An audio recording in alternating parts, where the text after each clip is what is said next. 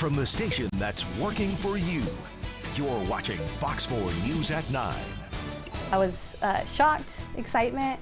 First thing I did was call my mom and I said, "Mom, they found my baby." That joy, though, quickly turned to sadness for a woman who's been looking for her lost dog for nearly a decade. Thanks for joining us on Fox 4 News at 9 o'clock. I'm Kevin Barry. I'm Bria Love, and tonight the Shih Tzu Chihuahua mix is with another family. All of her microchip information has just been changed. Fox 4's Dave DeMarco live at KC Pet Project to explain what the shelter does when two people are claiming ownership of the same dog. Dave? Yeah, the original owner tells me that she thought that keeping that microchip information up to date would prove that pet was rightfully hers. But KC Pet Project says they consider other things like length of care as well as the most recent ownership. Oh, she was my world. I know she's just a dog to some people, but she was my baby. Rosie was a big part of Denise Ibarra's childhood. She's kayaked through rivers and lakes. She's hiked up with me to the Hollywood sign.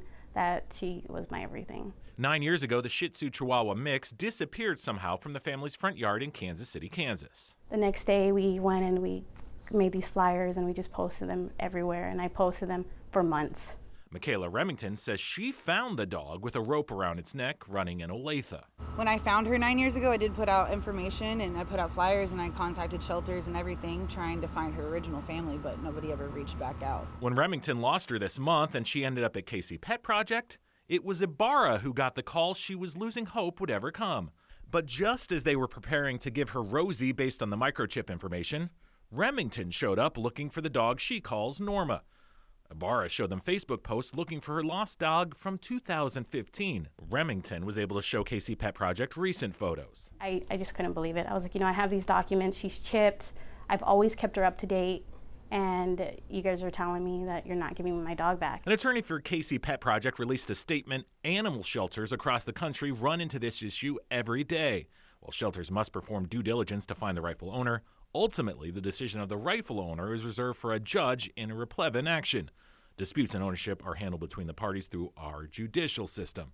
Ibarra says she plans to fight to get her dog back, though she's disappointed she has to. I almost felt like I was getting guilt tripped for wanting to bring Rosie back into my house. So it's like they need better training and better procedures and policies put in place. Remington says she empathizes with the family, but adds she has a child around the same age Ibarra once was. Just know that she really is loved and she really is taken care of.